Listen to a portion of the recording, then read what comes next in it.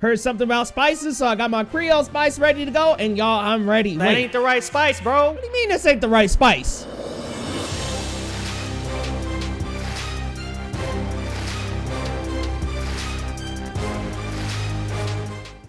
What's going on, guys? My name is Leo Rydell, and this is Geekly Goods. We talk the latest in movies, TV, with a little sprinkle of anime in there as well. If you enjoy these topics, be sure to hit that subscribe button. And guys, today I'm here to review Dune, you all. And I gotta say, just right off the bat, I was so immersed in this movie. It's 2.5 hours. I went in, I was a little nervous about that runtime, because y'all, your boy see past like 2:10. I'm a little worried. I'm like, look, man, two hours and 10 minutes is a very long time. Dune does deliver, guys. It does deliver. It's worth the hype. It's epic. It's fantastic. It's a masterpiece. It's masterful work. All these keywords that you're hearing people throw out on Twitter and around YouTube, gotta say, they are right on track. They're right on the money, because Dune was absolutely epic, you guys, and I can't wait to talk about it. So let's dive right in, guys. What is Dune all about? Dune follows Paul Atreides, a brilliant and gifted young man born into a destiny beyond his understanding, who must travel to the most dangerous planet in the universe to ensure the future of his family and his people.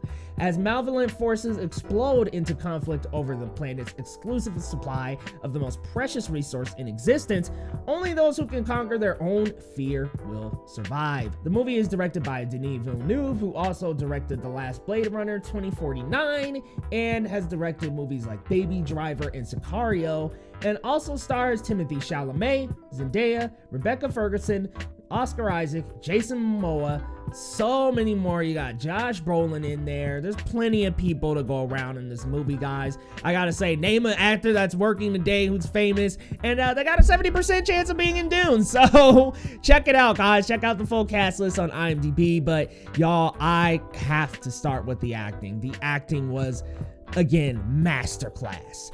I'm not a big fan of Timothée Chalamet. I'll just come right out the gate and say that. Didn't really like him in Little Women.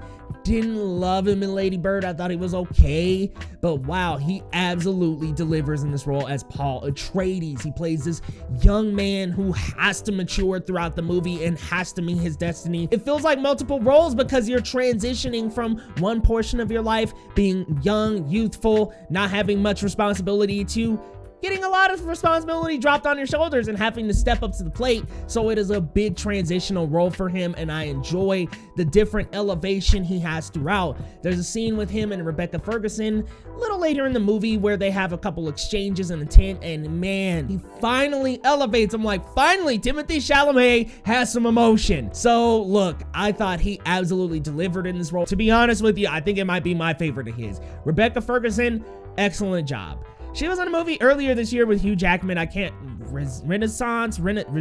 I can't remember the name of the movie, but I know that that movie did not do justice for her. Rebecca Ferguson is a great actress, and that movie just used her in the worst way, had her in the stupidest role, but I love her as Lady Jessica in this movie. She's sneaky, she's kind of trying to plot some stuff behind the scenes, but at the same time, she's very supportive of her son. She believes that her son is the chosen one, not only of House Atreides, but of her house as well, and I just think it's such a cool, convoluted story that he comes from two different bloodlines that seem to have some kind of hierarchy and chosen one within them.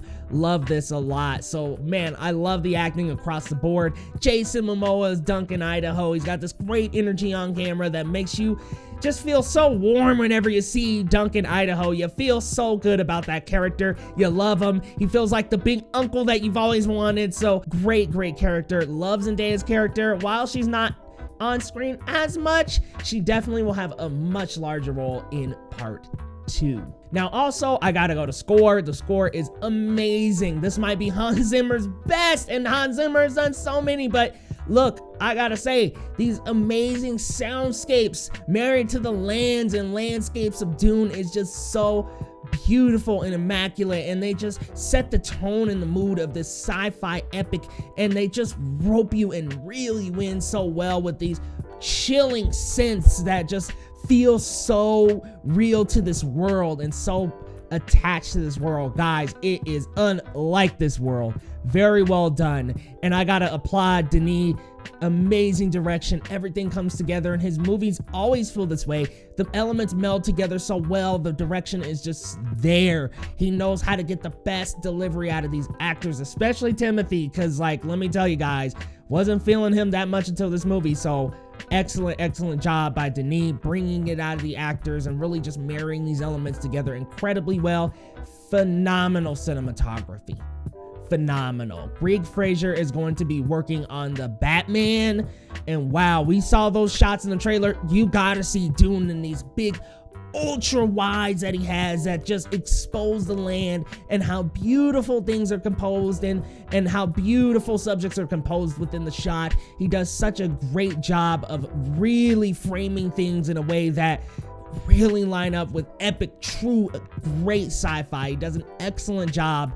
And the visuals, guys, let's talk about the visuals, because there's some good, some bad.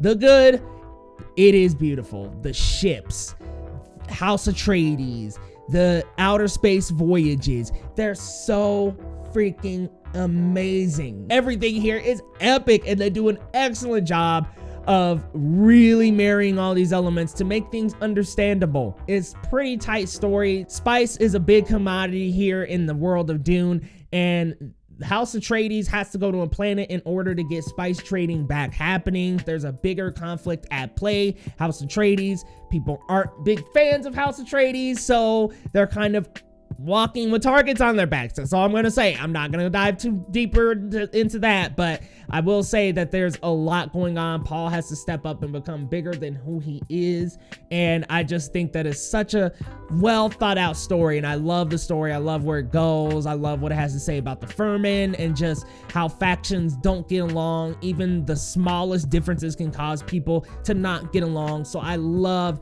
that story and what they take, where they take it, and what they do with the material. But guys, there's so much good. Score, story, acting, direction, visuals, production design. There's a lot great here. Even the costumes are awesome. But let's talk about what maybe doesn't quite work. So remember when I was talking about the visuals and I said there's some good, some bad? Well, there is some bad. There are some scenes in the movie where the visuals just don't really look believable, and they look a little mucky and maybe even a little unfinished. I know that there's a trailer bite where Timothee is in some armor, and executed in the movie I thought maybe it'll be a little more cleaned up.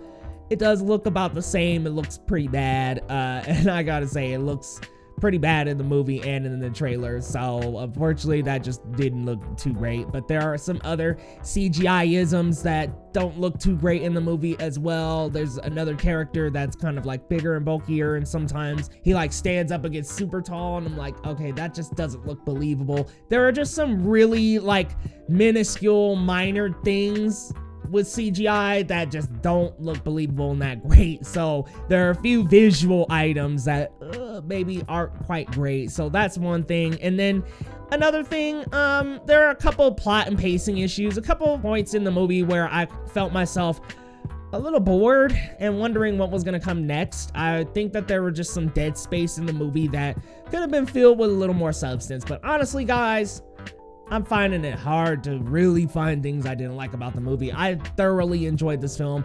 A sci-fi epic extravaganza. I definitely am looking forward to a part 2. And I will be doing another viewing of Dune on HBO Max, just kind of taking a look at more of the scenery, seeing if there are more themes and more Easter eggs that I can pick out. But I will be doing a reaction to Dune on HBO Max, so stay tuned for that coming up Friday as well. But guys, if I had to give a rating to Dune out of 10, I will go a 9 out of 10, guys. I'm impressed. Very impressed all around with all elements of Dune. Story, visuals, direction. I'm impressed with all of it, guys. Acting, very impressed. I was immersed in that movie from beginning to end. So I have to give it that A, baby. A all day, A in the play, y'all. But y'all let me know your thoughts down in the comments. Are you seeing Dune on Friday? Because it comes out on HBO Max and in theaters on Friday, guys. Or actually, it comes out on Thursday. So let me know if you've seen it already, or if you're looking forward to seeing it, what you think down in the comments. And we'll see you next time on Geekly Goods.